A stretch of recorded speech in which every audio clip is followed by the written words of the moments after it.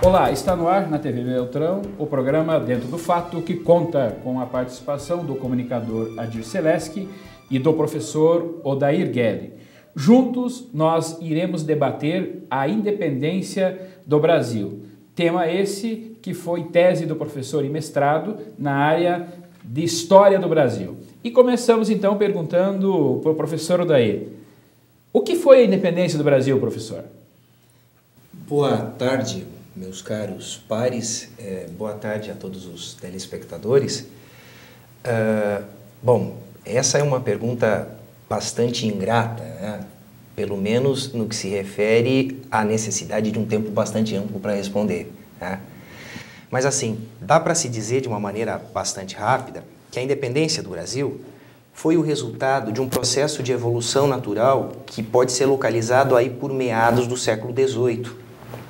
Ali por meados do século XVIII, nós temos a formação na região do atual estado de Minas Gerais de uma sociedade, a primeira interiorizada da história do Brasil, de uma sociedade mineira, uma sociedade de economia altamente especializada, uma sociedade que, por se especializar, trouxe consigo a necessidade de que se construísse ao redor dela, sociedade mineira, uma série de pequenas economias satélites, economias que levaram para a região das Minas gêneros de subsistência que os mineiros deixaram de produzir. Na medida em que nós temos nos arredores da sociedade das Minas o surgimento de uma diversidade bastante grande de pequenas economias ligadas à subsistência, nós veremos pela primeira vez na história do Brasil os polos territoriais da antiga colônia portuguesa se aproximarem. Sim. Até meados do século XVI, nós temos um processo de colonização que muitos historiadores tradicionais chamaram de colonização de polos ilhados. Nós tínhamos alguns núcleos populacionais no litoral, nós tínhamos alguns núcleos isolados no interior, mas esses núcleos populacionais que compunham a colônia portuguesa da América, eles não entravam em contato, ou raramente entravam em contato. Mas, professor, a história da independência do Brasil, ela tem as suas controvérsias. É o que se difere e o que se ensina hoje na escola tradicional. E os grandes historiadores têm dito que a independência do Brasil foi provocada por uma elite e ela veio de cima para baixo. Como que foi e qual é o objetivo dessa elite dominante do Brasil já em 1822? Pois é. Então, assim, com a Sociedade das Minas, os brasileiros vão passar a se encontrar. Eles vão passar a se encontrar, vão passar a conversar, vão passar a se conhecer, e aí, se encontrando, conversando e se conhecendo, vai nascer na paisagem das Minas Gerais uma certa relação afetiva entre pessoas que até então eram tão estranhas, ou que até então eram estranhas, efetivamente estranhas, umas em relação às outras. Se nós buscarmos um conceito de nação, nós vamos ver que uma nação é uma comunidade de cultura, de história e destino.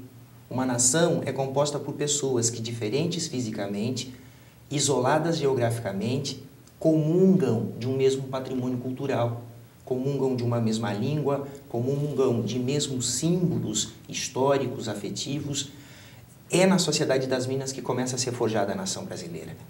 É a partir da Sociedade das Minas que os habitantes da colônia portuguesa vão passar a definir a sua identidade e a sua personalidade, se usando como ponto de referência, utilizando-se como pontos de referência, elementos da paisagem local, elementos peculiares da realidade brasileira.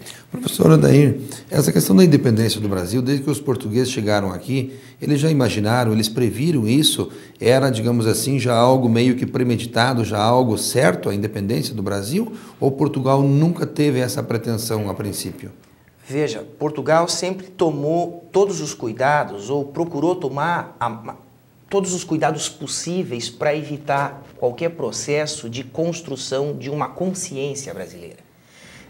Até o início do século XIX, as editoras, as gráficas são proibidas no Brasil.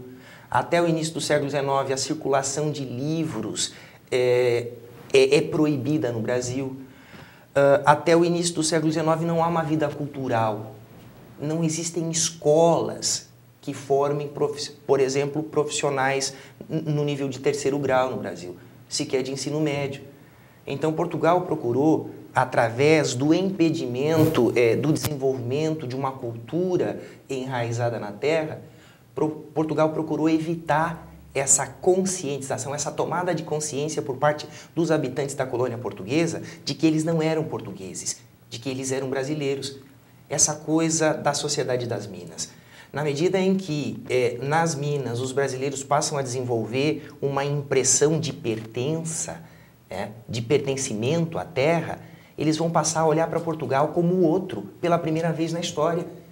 Nós não temos revoltas pela independência até meados do século XVIII, porque os habitantes da colônia portuguesa se sentem portugueses, não se sentem brasileiros. Ao se sentirem portugueses, eles constatam o fato de que Portugal manda aqui e entendem isso natural. Portugueses só poderiam ser governados pelo rei de Portugal. Então nós temos essa tomada de consciência lá por volta de meados do século XVIII, o tempo passa, nós temos as primeiras manifestações que sonham com a independência, Inconfidência Mineira, Conjuração Baiana, Insurreição Pernambucana, e aí a gente tem a chegada da família real portuguesa aqui no Brasil. Então aquilo que você fala hoje popularmente aí, de que na verdade não havia interesse de se dar educação, era exatamente para fazer aquilo que a gente sempre fala. É mais fácil governar aqueles que não têm cultura e não têm educação. Perfeito, perfeito. A independência foi chamada o arranjo político, né, dentro da história. Mas terminamos o primeiro bloco e voltamos logo em seguida.